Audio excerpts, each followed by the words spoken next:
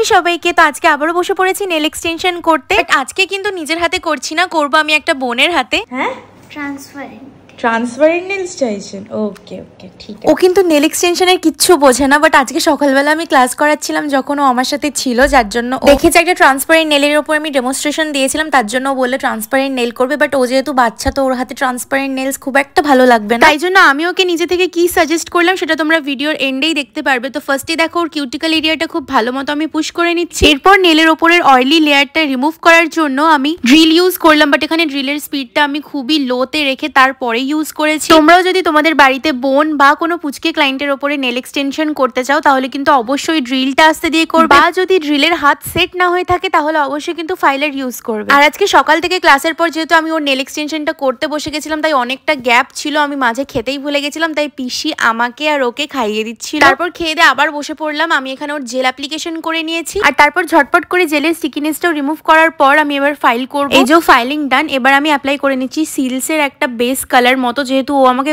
অস্থির করে দিচ্ছে বেস কালার করো, বেস কালার করো, আই মিন ট্রান্সপারেন্ট কালার করো, তাই জন্য ট্রান্সপারেন্ট কালারটা করার পর এখানে আমি করে নিচ্ছি একটা ব্লুইশ শেডের মধ্যে ক্যাটাই। সব আঙ্গুলেই ক্যাটাই করতে বলেছিলাম, বাট ও ট্রান্সপারেন্ট কালারটা খুব ভালো লেগেছে বলে ও একটা ছেড়ে ছেড়ে করেছে। তোমাদের কিরকম লাগলো অবশ্যই জানিও। আজকের মতো এতটাই, টাটা।